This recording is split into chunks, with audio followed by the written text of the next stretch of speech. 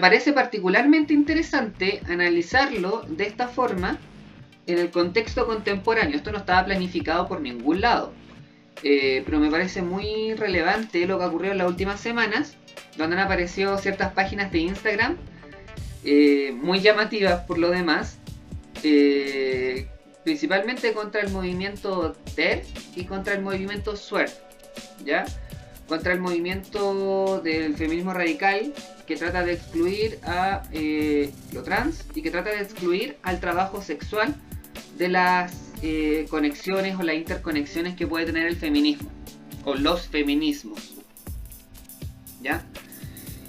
Y sobre eso yo quise presentarles ayer, al menos como en este formato de adelanto de lo que se iba a tratar el taller, TERF y SWERF, que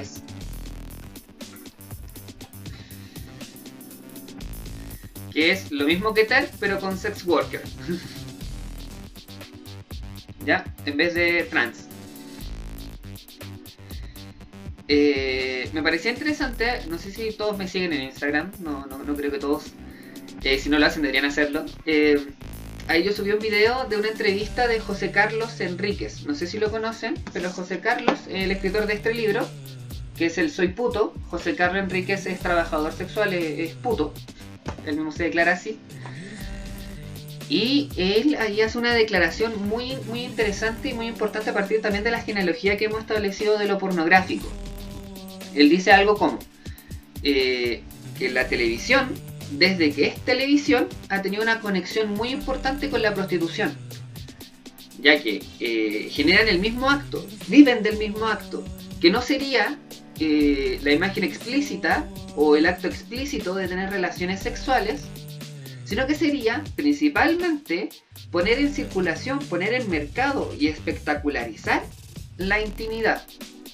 En ese video y en esa entrevista, y en varias entrevistas, en realidad no es la única en la que lo hace, él hace esta declaración y siempre es cortado, ¿ya? Esta conexión que existe entre el dispositivo televisivo y la prostitución, ¿ya? Entonces de eso quiero hablarles hoy día, que es principalmente la noción del pornógrafo de sí mismo, que estaba en uno de los textos que ustedes leyeron, ¿ya? Que estaba en el texto que yo escribí a propósito de Tinder, ya que está en este otro libro, que es Epistemología Feminista desde el Sur. Un texto que a mí me gustó harto, o sea, me gustó y no como quedó, cito mucho a Han, me carga Han, no sé por qué lo cité tanto. No me gusta el final del texto. Y además, lo que sí me gusta es cómo está escrito en formato de que todo lo teórico está a nota a pie de página. Si ustedes leen la nota, si no leyeron la nota de pie de página, un gran error, porque gran parte de lo teórico está a nota a pie de página. Porque había una invitación a escribir el libro de una forma extraña, ¿ya? En ese libro, que una cosa que yo venía dándole vuelta hace harto rato, era esta noción del pornógrafo de sí mismo, y que se conecta bastante bien y bastante claramente con las declaraciones de José Carlos Enríquez, con esta idea de que el trabajador de la televisión no es muy distinto del trabajador sexual del ejercicio de la prostitución, principalmente porque sería más que un acto sexual explícito, el énfasis estaría puesto en la espectacularización de la intimidad, en la creación de la intimidad como espectáculo. En ese sentido, yo creo que volvamos y que recordemos un poco lo que ya vimos. Ya esta sesión va a ser casi como un refrito de las anteriores, porque es necesario volver sobre ciertas nociones para entender bien qué es lo que vamos a estar expresando acá. Primeramente me gustaría que volviéramos sobre la etimología de pornografía. Ya, como ustedes ya dijimos en la primera sesión, pornografía etimológicamente se compone por porné y grafein. Porné se traduce como prostituta, y grafein podríamos decir que en este caso se traduce como escritura, ¿ya? Frente a lo que mucha gente presentaría que era una representación gráfica de la prostitución, en realidad nosotros vimos que su uso, el uso que le dio Restif de la Breton, tenía que ver con la escritura de un tratado sobre la prostitución, una especie de escritura de un tratado arquitectónico para gestionar la prostitución de París. En ese sentido vemos que genealógicamente esto que llamamos lo pornográfico, este régimen de mirada que comienza a gestionarse, tiene desde su comienzo cierta conexión con la prostitución. ¿Ya? Entonces vimos particularmente que en su genealogía, ya bien en el mundo más contemporáneo, entendemos que lo pornográfico sería este ejercicio de espectacularización de lo íntimo, que opera como una tecnología de género, que fue lo que vimos en la segunda sesión. ¿Ya? Una tecnología de género, una tecnología del sexo y una tecnología del cuerpo, que viene a decir una verdad y a crear una representación con efecto de realidad de lo que sería el cuerpo, el sexo y el género. Finalmente, la semana pasada vimos también cómo esta idea de la espectacularización se erige casi como un paradigma cultural en su singularidad. ¿Ya? Que quiere decir que podemos encontrar esta espectacularización en una serie de dominios, desde la radio, la televisión, las performances, los juguetes, la política. Y a todo esto, si ustedes alcanzaron a leer el texto que yo había subido la semana pasada, podríamos llamarlo una pornificación cultural. ¿Ya? Y sobre esta noción es la que me quiero detener. La pornificación cultural, por lo tanto, implica la existencia o la creación de un sujeto pornográfico, tal como pudieron leer en el texto de Barba y Montes, ¿ya? En la ceremonia del porno. Yo no estoy tan de acuerdo con Barba y Montes, lo dije desde la primera sesión, y en esta noción particular tampoco estoy tan de acuerdo con ellos, y lo vamos a ver al final. Pero entonces quería hacerme 3 preguntas para contestar y para desmenuzar esto que trabaja José Carlos Enríquez en la entrevista y poder ponerlo a disposición de la discusión y a disposición de un análisis para encontrar los sujetos que son producidos por este régimen de mirada, los sujetos que se encuentran anclados a estas tecnologías de poder. ¿Ya? Son 3 preguntas fáciles. ¿Qué es? Primero sería ¿qué sujeto produce? Luego sería ¿cómo lo produce? Y finalmente, ¿qué tendría que ver con la prostitución? Ya a esto le podríamos añadir una cuarta pregunta, que es efectivamente, y volver sobre aquello, porque es lo que más me interesa también, cómo resistir a estas formas. ¿Ya? ¿Queda claro hasta acá?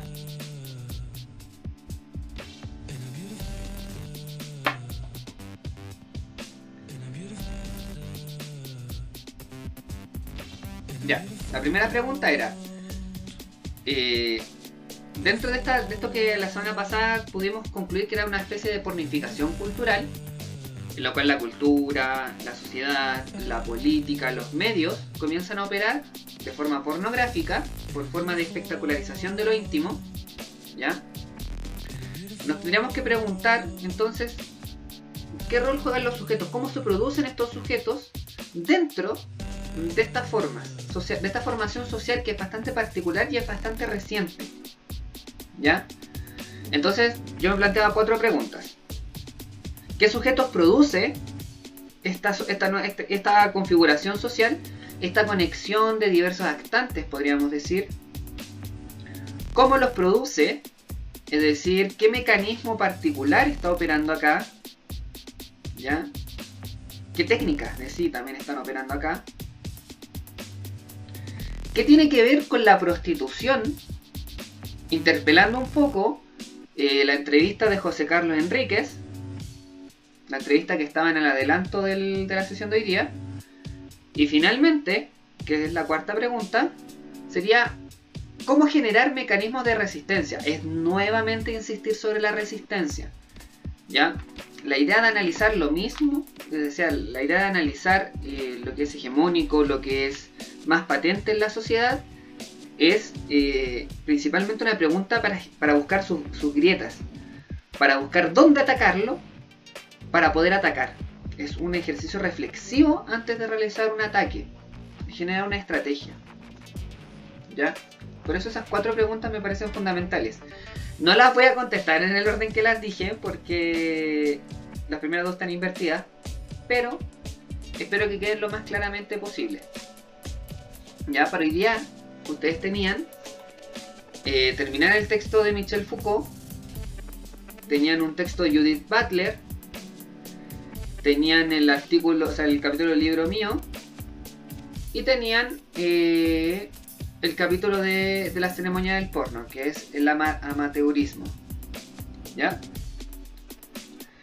Pero para comenzar a contestar todas estas preguntas, y que están presentes en cierto sentido en todos los textos que ya hemos revisado a lo largo de todo el taller, por eso esta sesión es un poco redundante, requiere que volvamos sobre la noción de dispositivo. Ya, la noción de dispositivo que vimos principalmente en la segunda sesión. Pero en esta ocasión es sumamente necesario analizarla con la última arista que menciona Deleuze en torno a qué es un dispositivo. ¿Ya? Es decir, vamos a ser más deleuzianos que agambenianos en este momento. Si ustedes recuerdan lo que yo les expliqué en la sesión 2, el dispositivo Deleuze lo define en un primer momento como una urdimbre, una red interconectada por diversas líneas y curvas. ¿Ya? En un primer momento estaban las curvas de enunciación y las curvas de visibilidad. ¿Ya? Es decir, los elementos de saber. Aquellas líneas y aquellas luces que hacían que algo fuese visible y enunciable en un determinado periodo. Que fuese conocible, que se pudiera producir algo a partir de él.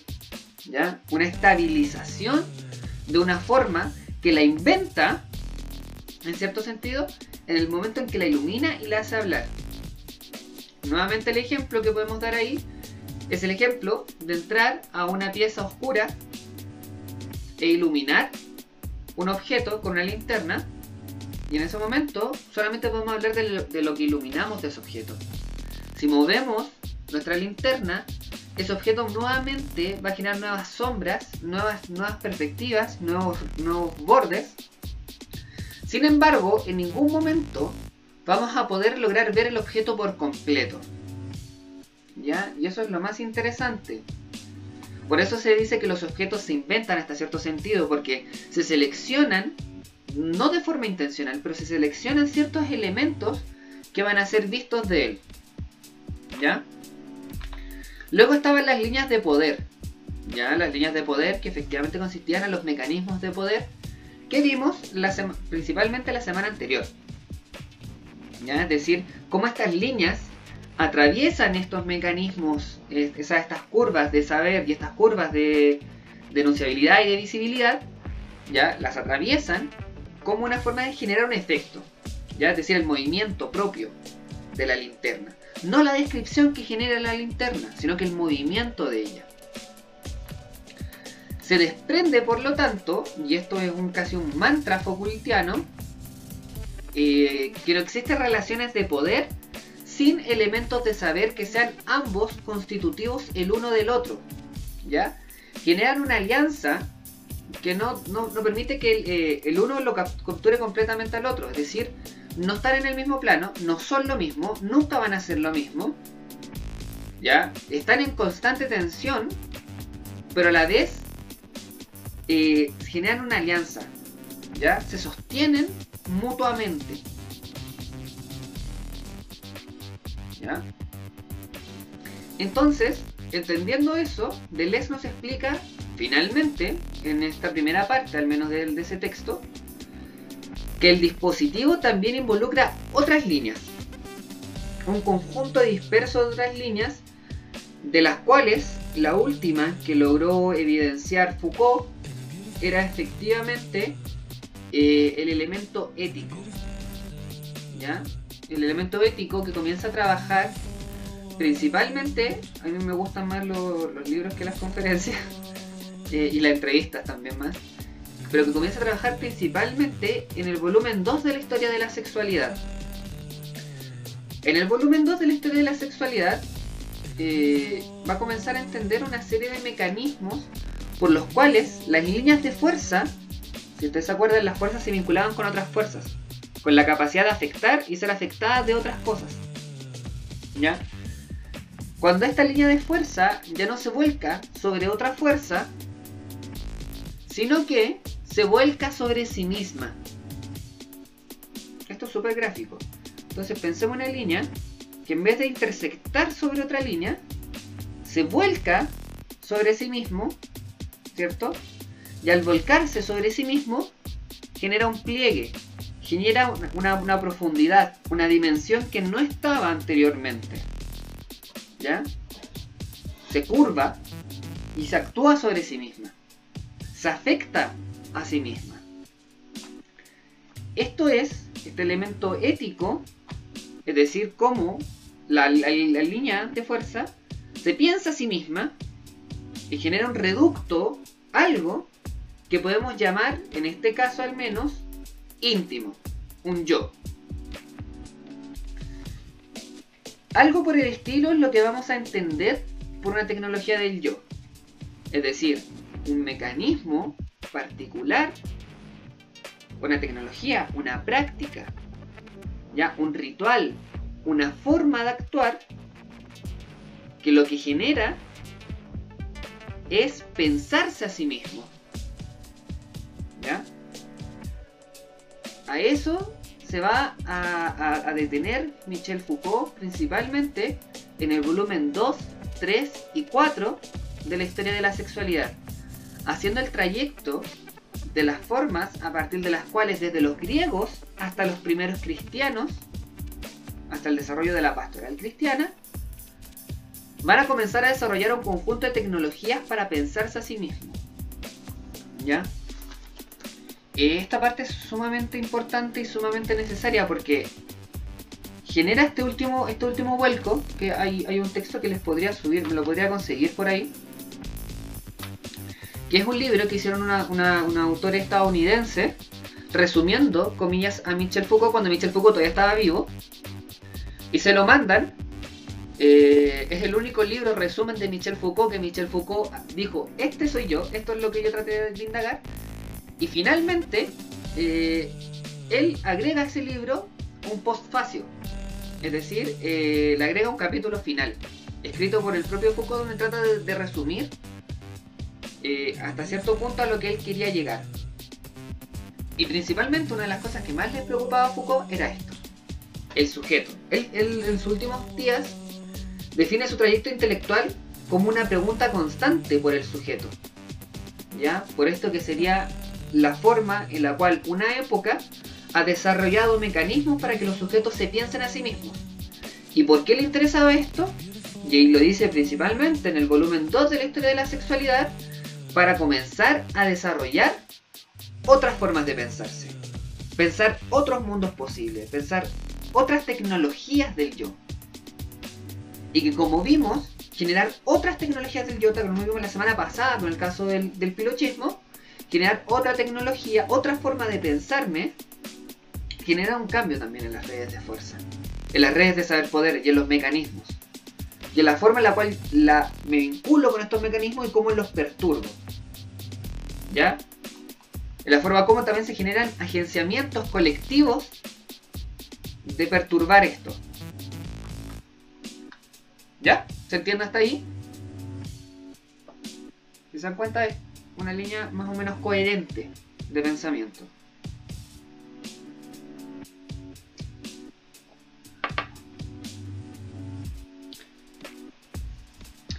Lo voy a buscar porque es un libro que una vez me prestó un amigo. Yo soy pésimo y cuando los libros que me prestan nunca leo los títulos. Yo leo el libro. Y a veces leo por leer. Entonces no resumo, no sistematizo. Entonces voy a preguntar el nombre del libro, me van a perdonar. Está en español. Está en español, así que si yo me acuerdo que lo descargué también una vez para hacer un trabajo. Así que yo creo que debe estar en internet. ¿Ya? Entonces, volviendo.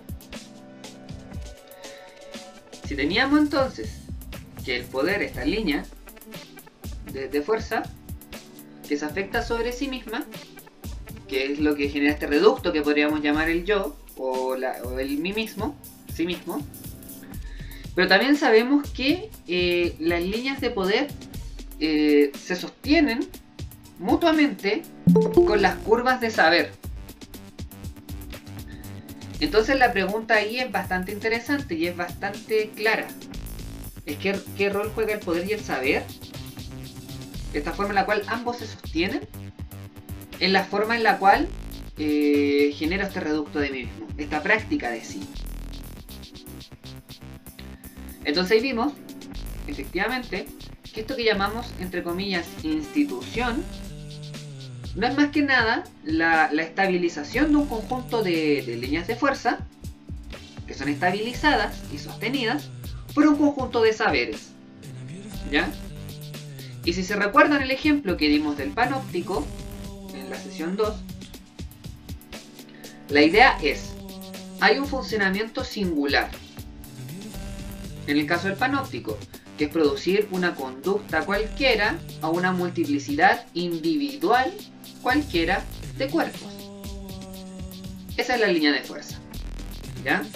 Pero sabemos que esa singularidad opera en distintos dispositivos, pero se especifica, se materializa y se concretiza de formas distintas.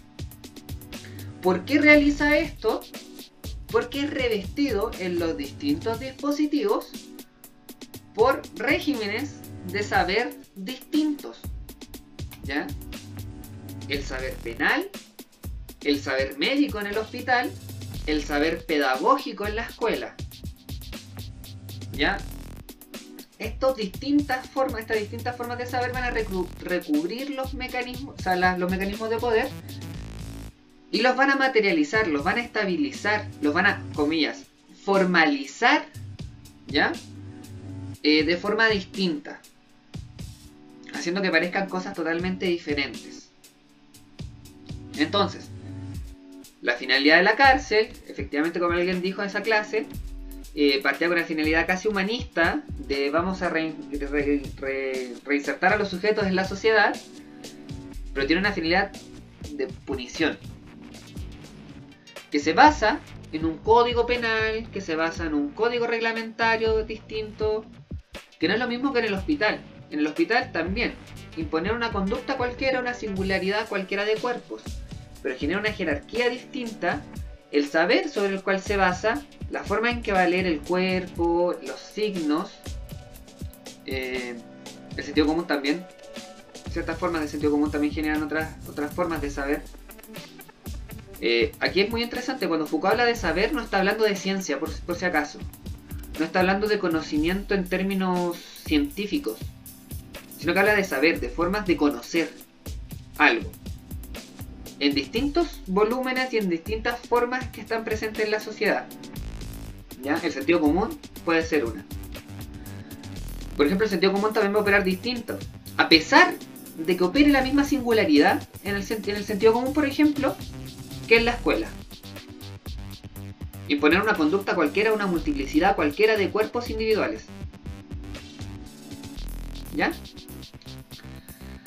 Entonces, si uno piensa cómo operan estas instituciones, claro, operan de esta forma, pero cada sujeto que pasa por estas instituciones se va a pensar de forma distinta. ¿Por qué? Porque si bien hay una línea, hay una serie de mecanismos que llevan a los sujetos a pensarse a sí mismos, las formas de saber, los elementos de saber que los recubren, estabilizan y con los cuales se sustenta, son distintos.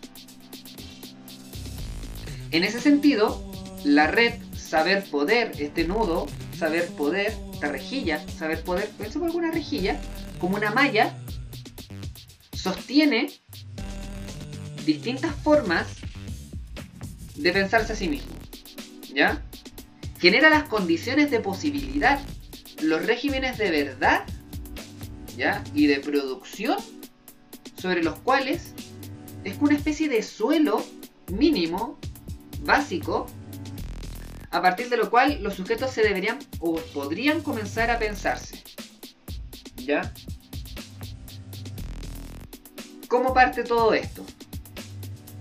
Y aquí me voy a ir un poco atrás en el tiempo. Como les dije, para esto pueden revisar la conferencia de Foucault que se llama Sexualidad y Política. Yo ya sé que está en PDF, la tengo por ahí, que es la conferencia que da en la Universidad de Tokio en el 78, ¿ya? en esa conferencia es un resumen de todos los libros de la historia de la sexualidad, a pesar de que no estaban todos publicados ni preparados, pero es algo que él ya tenía en mente.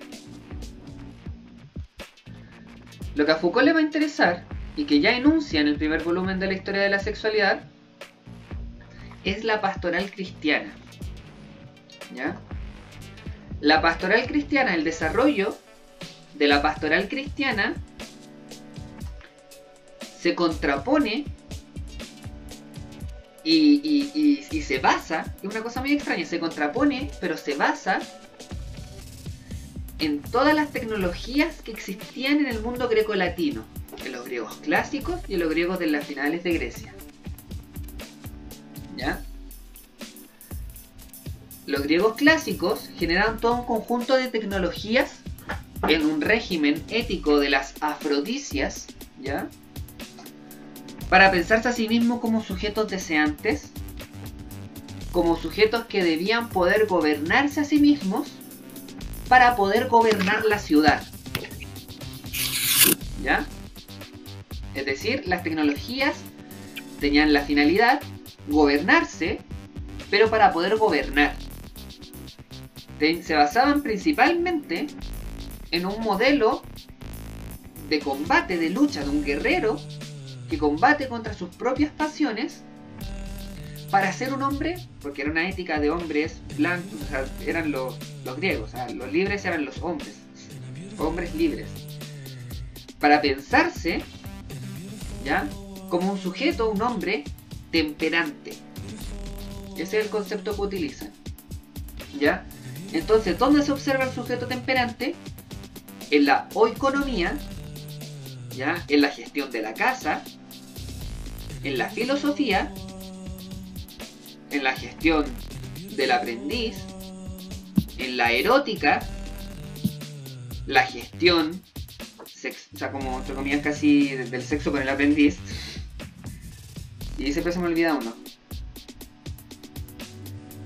Eran 4. La gracia es que son distintos dominios: la esposa, la casa, el aprendiz, lo menor, en lo cual estos hombres griegos comienzan a desarrollar un conjunto de tecnologías que tenían por finalidad ejercer un ejercicio de plena voluntad sobre sí mismos, ¿ya? Posteriormente en la historia, siguiendo con una ética de la afrodisia, el mundo griego empieza a colapsar y emergen, son 3 escuelas si no me equivoco, emergen una serie de escuelas, no todas son escuelas en realidad, pero emergen 3 movimientos filosóficos que son sumamente interesantes en un mundo en decadencia, que son los epicúreos, los estoicos y los cínicos. Esos son los 3. O son 4. No, siempre se me olvida algo. Los epicúreos, los estoicos y los cínicos comienzan a generar ya no solamente una forma de gobierno sobre sí, sino que también una forma de acompañamiento inicial. Ya estamos en un mundo en plena decadencia, la democracia ateniense ya había fracasado, ¿ya? Entonces estas filosofías comienzan a pensarse también en cómo gobernarse a sí mismo, pero también cómo cuidarse a sí mismo, ¿ya? A partir de un acompañamiento inicial que posteriormente era dejado de lado, ¿ya? Sin embargo, todo cambió cuando la nación del cristianismo atacó, ¿ya? La pastoral cristiana va a retomar lo que pensó el mundo antiguo, ¿ya? No va a generar algo nuevo. Los regímenes y los puntos de interés son los mismos: la casa, la esposa, los menores, ¿ya? Las obligaciones en cada uno de esos son las mismas, ¿ya? Pero las tecnologías son las mismas, pero las va a revestir de un elemento de saber completamente diferente. Se pasa así de una ética de las afrodisias a una ética de la carne. ¿Ya? Hasta el momento todavía no se enuncia la palabra sexualidad.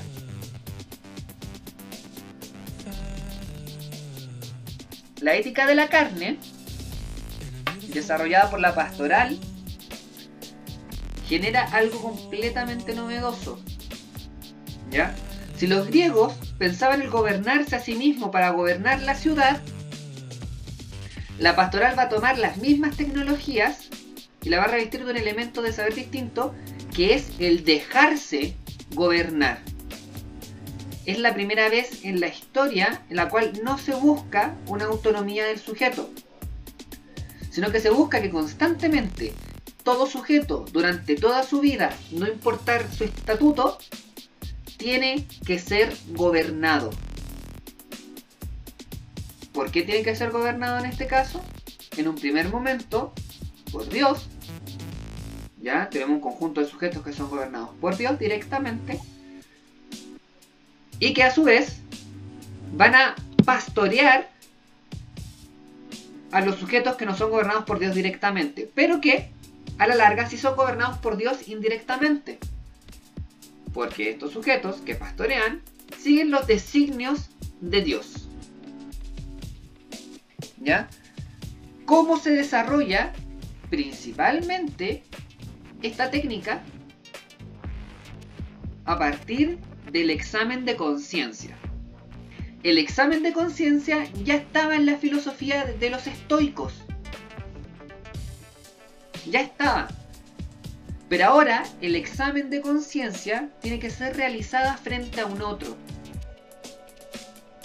Este examen de conciencia va a ser lo que vamos a entender principalmente como la confesión. Ya me estoy saltando una serie de procesos históricos, pero en términos gruesos es así. ¿Ya? La confesión que se realiza hacia un otro. Y si ustedes leyeron el texto de Judith Butler, y si... creo que no lo subió, sí lo subí. El texto de Leonora Arfuch sobre el espacio biográfico, la confesión lo que hace es producir la intimidad, casi como un resto, casi como un efecto performativo, ¿ya? Produce la intimidad y la paradoja constitutiva de lo que va a ser el espacio íntimo. Lo íntimo requiere de ser publicado para que sea íntimo, que un otro lo conozca, ya compartirlo con otro. La pastoral cristiana con la confesión, por lo tanto, al comenzar una persona a tratar de hacer un examen de sí, decírselo al otro, comienza a focalizar sobre ciertos aspectos particulares que van a ser esto que van a llamar intimidad.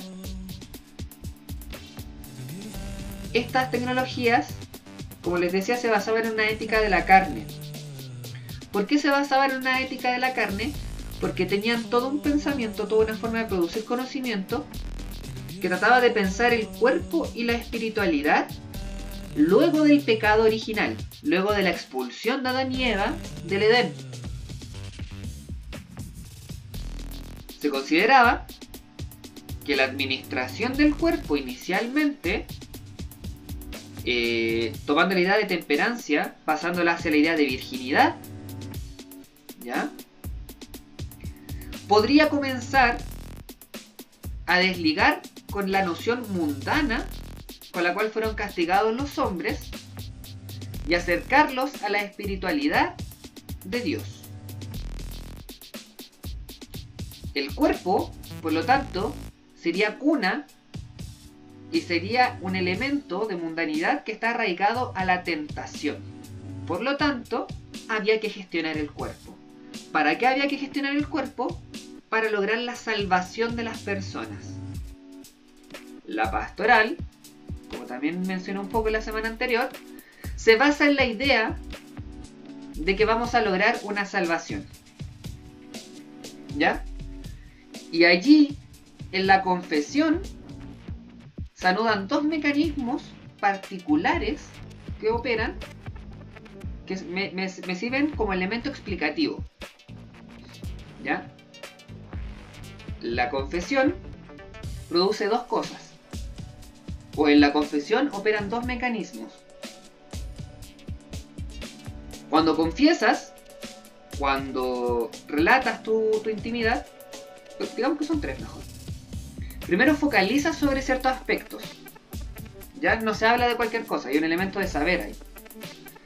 En la confesión católica se focaliza sobre la sexualidad, sobre la tentación de la carne. ¿Ya? Esto produce a los oídos de quien escucha, el cura, que recibe los designios de Dios, una serie de nomenclaturas. Se establece un código de saber de las confesiones. Se comienza a hablar de lo que es una perversión, lo que es tentación, los tipos de tentación, las jerarquizaciones de las tentaciones, en donde el cuerpo es la primera, la sexualidad es la primera, el sexo es lo primero, y que lleva hasta la avaricia. ¿Ya? Se comienza a generar toda una segmentación y una jerarquización. El cura, el que escucha, por lo tanto, comienza a generar un saber, una nomenclatura para entender. Pero como si eso no fuese poco, también este mecanismo produce la penitencia.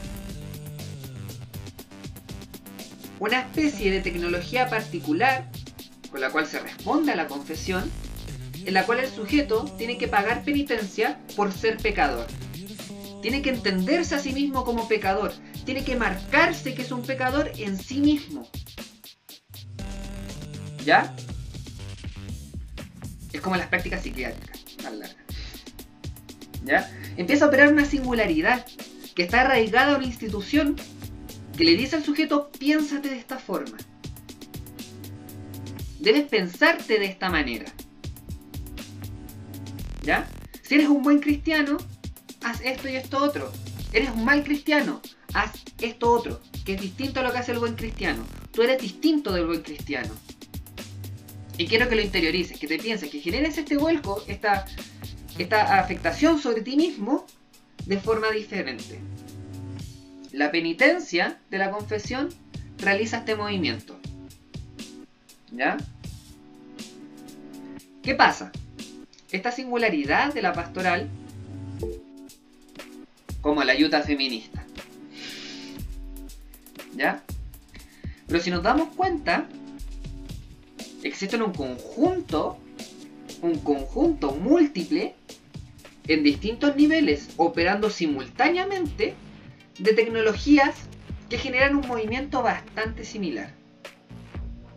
¿Ya? Y ahí Foucault, en el volumen 1 de la historia de la sexualidad, va a hablar particularmente de la historia del psicoanálisis, de la sexualidad, ¿ya? De la confesión de la sexualidad, ya pasando a una ética de la sexualidad, permitiendo esta forma particular que se desarrolle un conocimiento científico, sistemático de la sexualidad, emergiendo una nueva ética de vida, ¿ya? Que comienza a operar en distintos niveles, con técnicas múltiples, que operan incluso al mismo tiempo. Ya, cancho su madre, me queda nada. ¿Ya? Que generan un suelo. Y sobre eso es donde se desarrolla la primera pregunta. Es decir, ¿cómo se produce este proceso de subjetivación? Vamos a llegar nuevamente a lo pornográfico. Lo pornográfico como una especie de consecución, de desarrollo genealógico paralelo al desarrollo de la ética de la sexualidad. Se desprende un poco de la ética de la sexualidad luego de mediados del siglo XX, pero tiene su auge paralelo a ella. ¿Ya? Sabemos que lo pornográfico no rompe con el esquema de que lo íntimo tiene que ser publicado para poder existir, sino que lo lleva al extremo. ¿Ya? Volverlo un espectáculo. Ya no conversarlo con un otro encerrado dentro del confesionario, ya no hablarlo con un otro encerrado dentro del box psicológico, ya no hablarlo sobre un otro encerrado en la prisión, sino que lo vuelve a nivel de escala lo más allá posible. De escala de la red cibernética a la escala televisiva, a la escala satélite.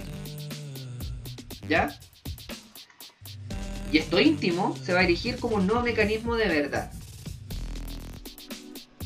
Entonces, sería necesario comenzar a analizar cuáles son los mecanismos particulares que tiene lo pornográfico. Ahí es donde, ya desprendiéndonos un poco de Foucault y de Butler, pasamos al texto que escribí yo y al texto de la ceremonia del porno. Barba y Montes, me parece, la primera parte del capítulo que les mandé me gusta bastante, porque efectivamente este proceso de pornificación de los sujetos, la creación de un sujeto pornográfico, tiene lugar en una especie de, comillas, universalización, desde que se comienza a, comillas, democratizar o a extender en un uso más masivo ciertas tecnologías digitales, ciertas formas, ¿ya? Sin embargo, ya existía antes, por ejemplo, con Hugh Hefner, el creador de Playboy. El creador de Playboy, podríamos decir que uno de los primeros sujetos autopornográficos. Él comercializó su vida, pero es porque tenía acceso a un conjunto de tecnologías que otros sujetos no tenían. Sin embargo, generó todo un régimen que, sin tener las tecnologías particulares, ya los recursos para tener acceso a ellas, ya comenzaba a pensar en esta lógica, en comenzar a observar un espacio íntimo a partir de la revista, a partir de su reality show. ¿Ya? En la actualidad, cada vez hay más acceso a un conjunto de tecnologías que nos permiten a todos ser una réplica, un modelo, una reproductividad de Hugh Hefner. ¿Ya? El Instagram, el TikTok, el Facebook, ¿ya? Tinder, Grindr sí, ¿ya? ResearchGate, YouTube, toda una serie de aplicaciones, ¿ya? Que comienzan a ser la resonancia particular de esta nueva forma de entender, de este nuevo régimen de mirada. Sin embargo, esto no se detiene ahí, sino que tal como vimos, como el caso de la política institucional, CAPFOR, gracias, tal como vimos con el caso de la política institucional la semana pasada, la política representativa, también se puede aliar con otros mecanismos que ya estaban presentes, ¿ya? Esta idea de que la televisión, por ejemplo, la idea del reality show, el talk show, la farándula, pero también y principalmente, y algo que llama mucho la atención, que a mí me despierta cierto interés, son también las formas de trabajo, ¿ya? Que tienen su consecución más lógica en la actualidad en esto que llamamos teletrabajo, ¿ya? Es decir, cuando mi trabajo se reduce a mi espacio íntimo, o incluso en los espacios de trabajo de los influencers que viven de ser influencers, que viven de su intimidad, que trabajan en exponer su intimidad constantemente, en la producción del chico reality, que trabaja en eso, ¿ya? Entonces tenemos un conjunto de tecnologías, un conjunto de prácticas particulares que van a comenzar a generar un conjunto de formas en las cuales los sujetos se van a tener que pensar a sí mismos. Así, podemos optar por dos posiciones que en realidad no podemos optar. Estamos expuestos por condición de posibilidad a dos posiciones intercambiables y que generan un juego constante, ¿ya? La posición de observador y la posición de observado. Paralelamente, somos quienes exhiben y quienes observan la exhibición. Somos una prostituta y los clientes, ¿ya? Por un lado, por el lado de los clientes, cada uno, si se dan cuenta, revisan sus redes sociales, tiene un influencer metido ahí. Tiene a algún amigo que publica mucho sus cosas y uno lo observa. Posiblemente en cuarentena muchos de ustedes hayan descargado TikTok. Ven videos en YouTube. Consumían farándula quizás. Veían los reality shows. Me están viendo a mí. En mi pieza.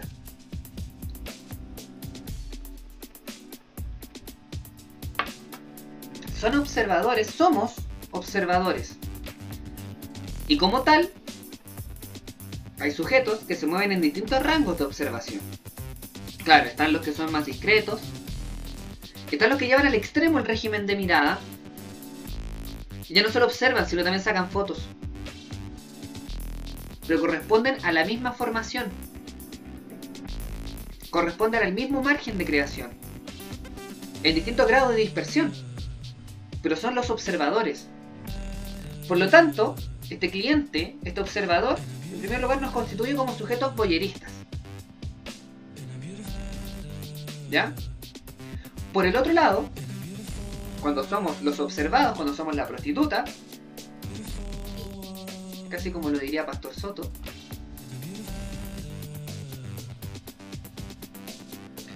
nos exponemos mediáticamente, exponemos nuestra intimidad mediáticamente. Subimos una historia a Instagram, ponemos un estado en Facebook, tuiteamos lo que nos interesa, nuestras opiniones. Pero hay una que me es particularmente interesante y que es la que se desarrolla en gran masa, que es la selfie. ¿Ya? ¿En qué momento, a partir de qué elemento comienza a proliferar la selfie? Y después comienzan a desarrollarse un conjunto de tecnologías para hacer la selfie más fácil. La cámara frontal fue después de la selfie. El palo selfie es después de la selfie. ¿Ya? Pero se desarrolló un conjunto de tecnologías para exponerse, para decir yo estoy acá, este soy yo, me voy a tomar una foto yo mismo, voy a expresar mi intimidad yo mismo. ¿Ya? Se desarrollan todas las aplicaciones que le comenté, Tinder, Facebook, Instagram, Camp4, ¿ya? Las páginas de porno amateur, poder subir tu pornografía, YouTube. Entonces en esta posición, en esta dualidad entre observador y observado, entre ser un voyerista y ser un exhibicionista propiamente tal, también hay distintos grados, por ejemplo, del exhibicionista. Efectivamente, está el que sube una historia. Pero también está el que se masturba en la calle. Forma parte del mismo régimen. Forma parte de la misma formación. Distintos grados de dispersión. Pero es esto mismo. ¿Ya? Y en ese sentido, estas formas paralelas de observar y ser observado se basan en lo que en el texto que ustedes leyeron yo llamé las pornontologías. Ya, esta dualidad entre seguridad y placer. Observar y ser observado constantemente nos asegura estas dos cosas: seguridad y placer. Mientras más transparente es una persona, mientras más transparente es un gobierno, mientras más transparente son los gastos de una empresa, mientras más transparente es un Instagramer, mientras más transparente, mientras más información da un perfil de Tinder, más seguridad nos da. Más real es. ¿Ya? ¿Cómo buscamos, por ejemplo, que les pasaba a mis papás? Buscaban a un ex compañero de colegio en Facebook. ¿Cómo llegaban a esa persona? ¿Cómo esa persona podía llegar a existir en su red de contactos? Mientras más información decidiera. Y más fácil se pudiera llegar a ella. Pero también genera otro fenómeno paralelo. Que no es que se publique cualquier información. Se publica la mayor cantidad de información posible. Pero no toda. Sino que efectivamente la que es más placentera. La que es más, comillas, feliz. Estamos también en un régimen de felicidad. En un régimen de placer, de excitación constante. ¿Ya? En una tensión constante entre seguridad y placer. Entre dar la mayor cantidad de información, pero dar solamente la que sea necesaria para mostrar un éxito, para mostrarse a sí mismo como alguien genial, como alguien bacán. Los Instagramers. La gente generalmente sube las historias de los momentos entretenidos de su día, o de momentos freak, o de momentos donde tiene que decir algo. No de cuando está en la cama viendo TikToks, no de cuando está llorando. Bueno, hay gente que sí. Eso también son distintas variaciones. porque también es una forma de exhibirse. Entonces se comienzan a generar un conjunto de variaciones entre el observador, observado, entre la seguridad y el placer. Casi como un plano, podríamos decir un cuadrado, en el que tenemos distintas proporciones. Somos las putas y los clientes, los voyeristas y los exhibicionistas. ¿Ya? Y en este caso, más que nunca, el cuerpo es el cuerpo vivo el que se exhibe, el que observa. ¿Ya? Algo que ya veía Marx con el trabajo. Es decir, el cuerpo siempre ha estado en el trabajo. El cuerpo siempre ha estado en las relaciones de producción. ¿Ya? Lo cual no quiere decir que este vuelco sobre el cuerpo, sobre la intimidad, esta prostitución de las formas de vida, esta pornificación de las formas de vida, constituye algo totalmente diferente, sino que llevarlo al extremo. ¿Ya? Hay incluso autores que van a hablar de una feminización del trabajo. ¿Ya? Silvia Federici, Morini por otro lado. El libro de Morini se llama, que a mí me gusta el libro de Morini, se llama Por el amor o la fuerza. ¿Ya? Entonces tenemos presente un conjunto de nuevas tecnologías. Sin embargo, acá es donde yo entro en conflicto con el texto de Barba y Montes, con la última parte del texto de Barba y Montes. Porque la lectura que realizan ellos, toda esta lectura que ya podemos ir decantando, la Nayita cuando llora, la Nayita. De hecho tengo anotado que voy a hablar de la Nayita. Está ahí. Naya. Esta lectura que realiza Barba y Montes tiene cierto olorcito, cierto matiz apocalíptico. Suena hasta urgente, suena como trágico. Cuando tratan la idea de que la pornografía no sea democratizado, sino que sea individualizado y universalizado. ¿Ya? Es decir, el sujeto pornógrafo, según la lectura de Barba y Montes, sería un sujeto individualista, un sujeto individual, un sujeto onanista. La idea del onanismo como, sobre todo cuando se hace referencia al onanismo sobre el autismo, es decir, la autoexcitación. ¿Ya?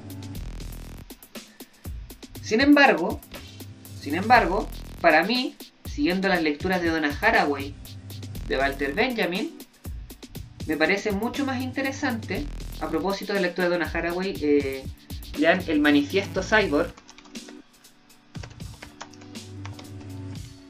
porque ahí plantea esto y es un texto bastante interesante, que habla de estas interconexiones.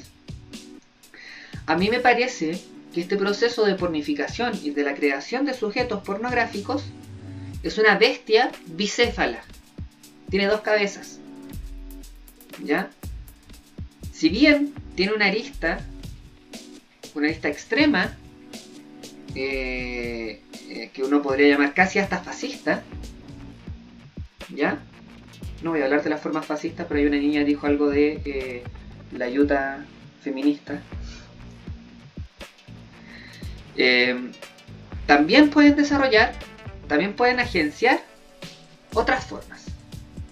Lo cual no quiere decir que esto sea bueno o malo, sino que tiene la posibilidad, y tal como ya revisamos la semana pasada, detenidamente, tiene la posibilidad de generar otros agenciamientos. Y aquí es donde me quiero detener, para ya ir cerrando. ¿Ya? Encontré un Instagram, lo encontré hace rato, sí, pero que me parece toma este sujeto autopornográfico, este pornógrafo de sí mismo, esta prostituta de sí misma, la toma, pero no la lleva a un extremo de la individualización, ¿ya? Sino que ya vimos la semana pasada que nunca es individual, pero la lleva hacia un agenciamiento colectivo en el cual nadie es nadie, en el cual no hay nada, o sea, no hay caras, bueno, en realidad sí hay, pero en realidad nadie es nadie, y a nadie le importa quién es cada persona, que un Instagram que se llama Piluchismos. Muy bueno el Instagram. ¿Ya? ¿Qué ocurre con este Instagram? Y me parece muy interesante. Un Instagram donde cualquier persona manda un piluchismo, un nude, una nude, y se sube. Tiene cierta estética la página, tiene cierto formato de edición. Pero me parece interesante a partir de cómo se genera un agenciamiento colectivo de reapropiación de esta espectacularización de la intimidad. De cómo distintas personas generan distintas nudes, distintos peluchismos, en los cuales no vemos en todos los casos cuerpos que uno podría decir son los más estéticos idealmente, pero aún así son buenas nudes.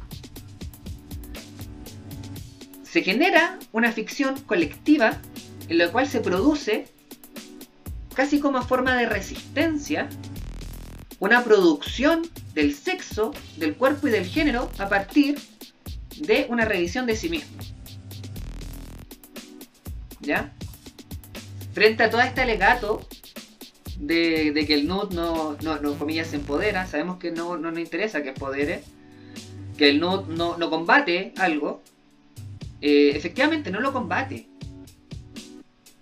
pero muestra una grieta, se reapropia de sus mecanismos, ¿ya? Y permite generar una tecnología de sí distinta.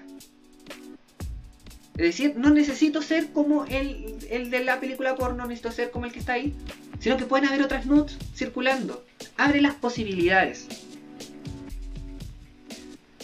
Y asimismo, dentro de estas redes, uno también puede encontrar otras cosas muy interesantes, ¿ya?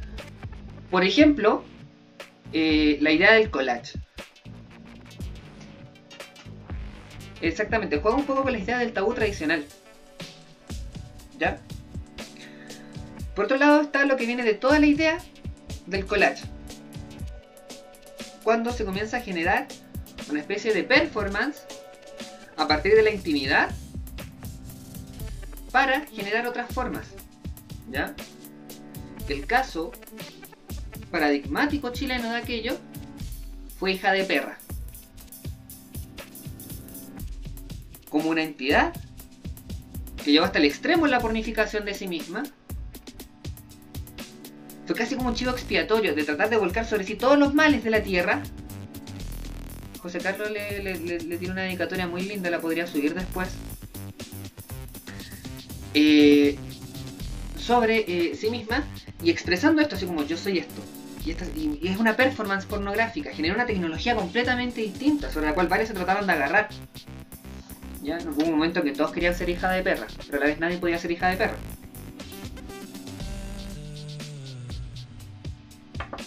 Pero asimismo tenemos el trabajo sexual autónomo, el trabajo sexual cibernético. El trabajo sexual autónomo cibernético como una forma de reapropiarse de esta espectacularización de la intimidad. La venta de packs, por ejemplo el caso de Naya Fácil, ¿ya? La prostitución virtual, como el caso de José Carlos.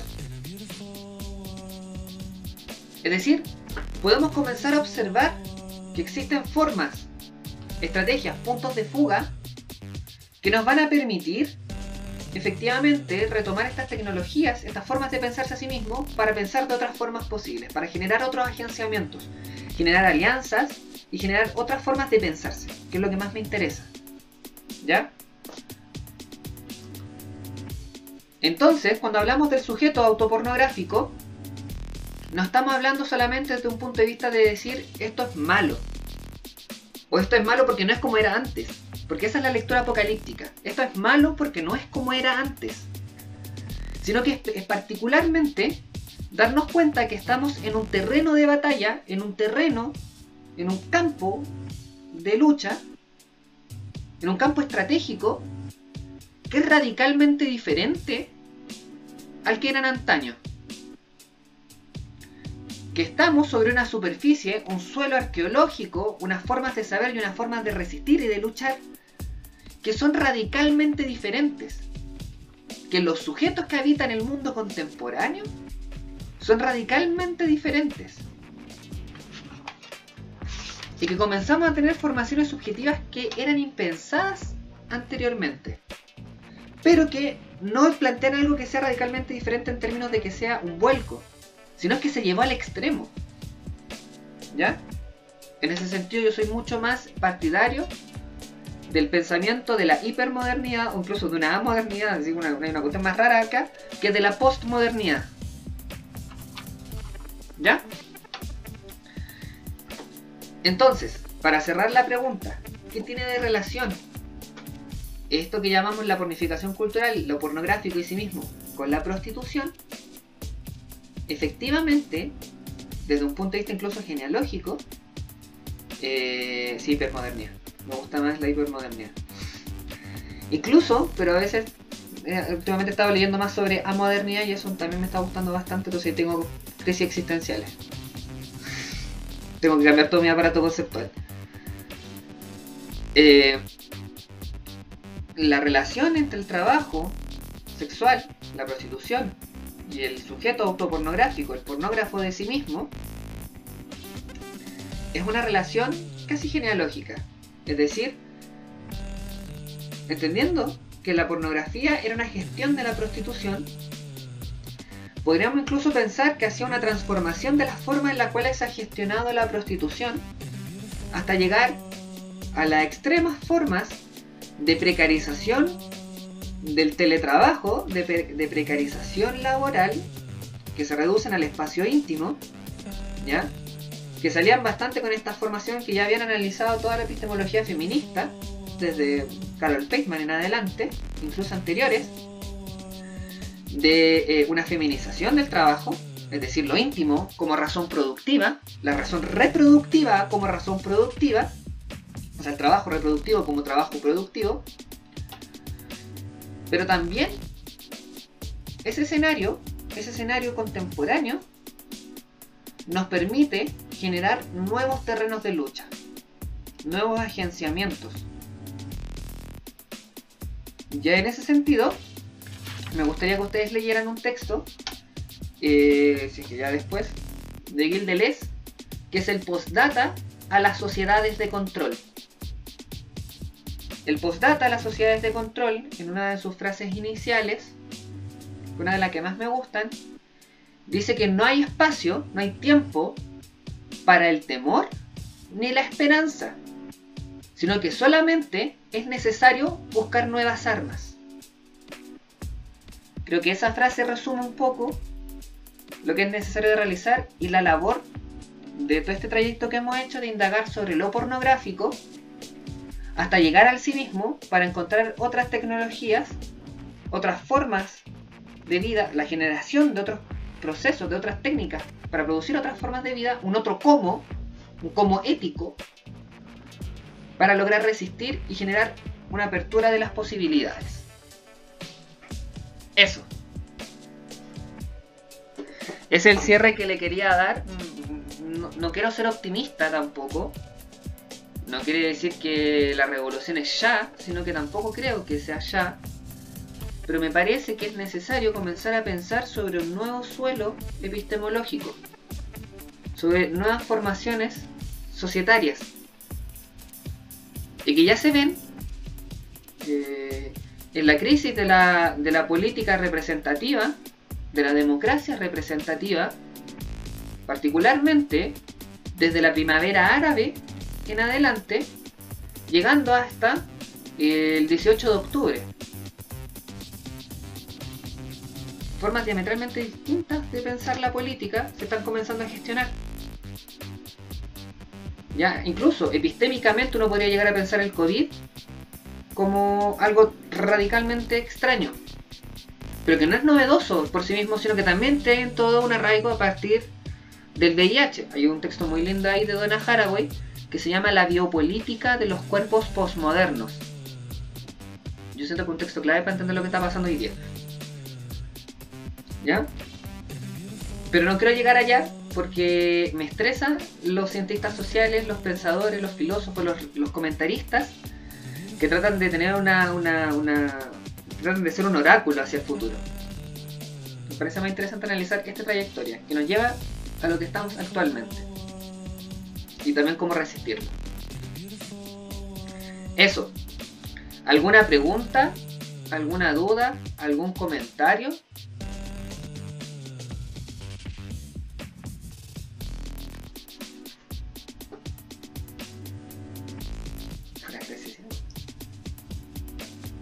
Camila Montoya dice que quedé con la duda. ¿Duda de qué?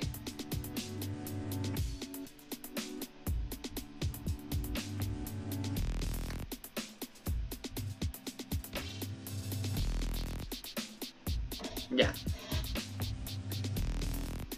Tenemos que entender que desde un comienzo, cuando empezamos a hablar de la pornografía, la entendimos como una gestión, un tratado que trataba de gestionar la prostitución. ¿Ya? El tratado arquitectónico de Restif de la Bretonne. ¿Ya?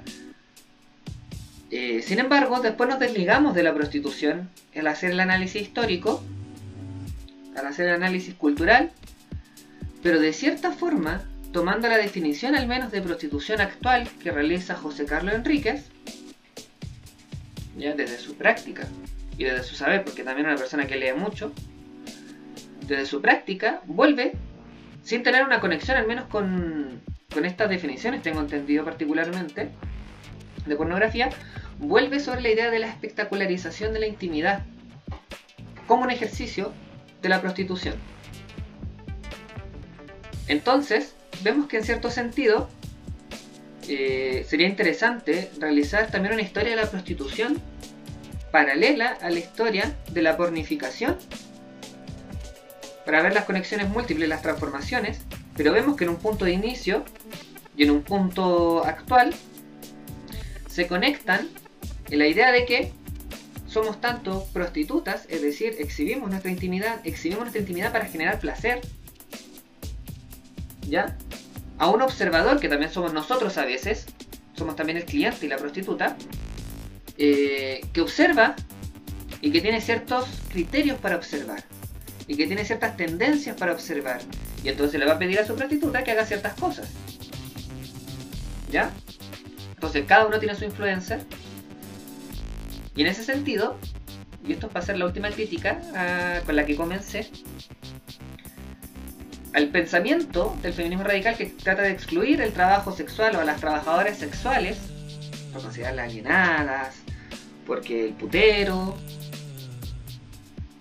están ignorando este vuelco de sí mismo, este vuelco en el cual todos somos prostitutas y clientes, somos los voyeristas y los exhibicionistas en distintos grados, en distintas formas de expresión, pero dentro de ese cuadro y de otros también que están operando paralelamente nos estamos moviendo.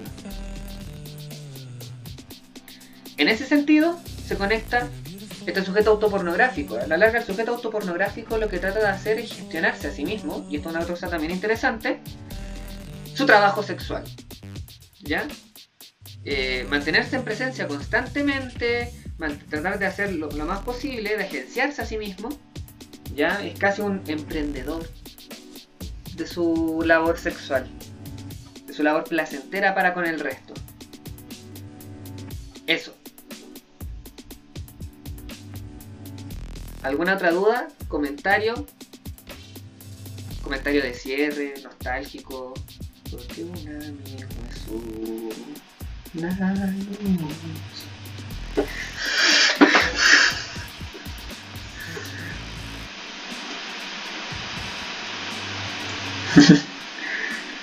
Muchas gracias a ustedes por haber participado. Mejor que cualquiera. Las universidades también van a acabar rápido, ese es un miedo que tenemos todos. Una playlist musical respecto al taller. Oye, eso no se me había ocurrido.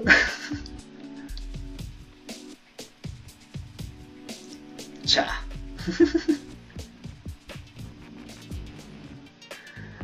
Bueno, como les decía, ya se me olvidó que le estaba diciendo. Bueno, muchas gracias por haber participado. Muchas gracias por haber prestado atención, por haber leído los textos, por haber pescado a un sujeto que salió de la nada a tratar de hacer estas cosas. Hagamos una playlist cochina. Ya, yo propongo hacer una playlist cochina, la voy a tratar de socializar ahora. Hay una playlist peluchista, yo creo que tenemos que ir a escuchar la playlist peluchista.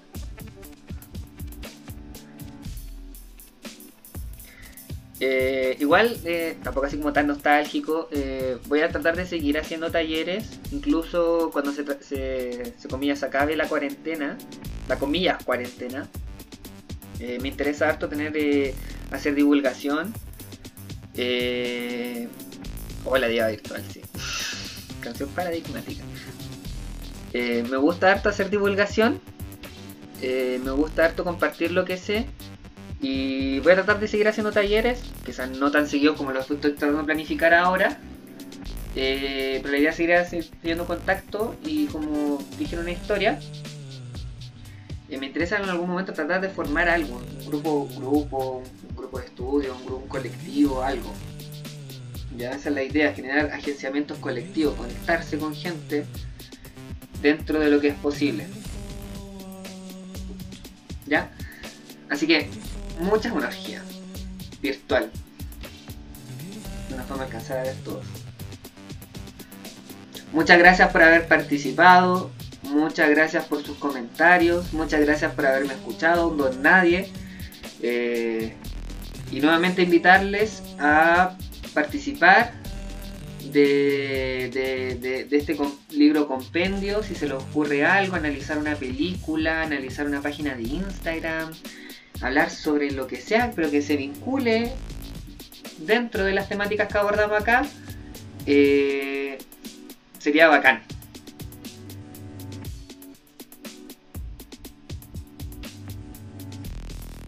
El libro, creo que primero ver cuánta gente le interesa, y de ahí para adelante, The Truman Show. Podría hacer un comentario sobre The Truman Show muy... Bueno, de ahí para adelante ver cuántos se interesan y ahí contactarlo y preguntarles, bueno, cómo están sus tiempos, cuánto creen que es necesario, quizás hacer una pequeña encuestita, si son muchos, si son pocos, por último hacer una videollamada y ponernos de acuerdo. Pero la gracia es que sea también dentro de los tiempos de las personas, o sea, yo espero que 2 meses tenerlo listo, 2-3 meses, pensando que no es un trabajo propiamente académico, sino que es más reflexivo, ensayístico, sacar ese lado más creativo, más contraacadémico para hacerlo, ¿ya? Así que eso, chiquillas, chiquillos, chiquilles, para todos que tuvieron problemas de participar, voy a subir nuevamente la clase, como siempre. Están todas las clases, están todos los talleres colgados en una lista de YouTube, que tienen acceso en el link que está en la biografía. Si no tienen acceso ahí, bueno, en YouTube buscan mi nombre, el Urbina, y sale de nuevo. O el otro día descubrí que si ustedes ponen en correccionismo político, aparezco de los primeros. Así que aparezco, al menos. Soy ubicable desde esas plataformas. Si ustedes quieren divulgarlo, si ustedes quieren volver sobre alguna clase, les quedó alguna duda, está ahí. Muchas gracias por haber participado. Para mí fue muy entretenido. Me alivió harto la cuarentena. Así que eso. Que estén bien. Y nos estamos viendo. Cuídense.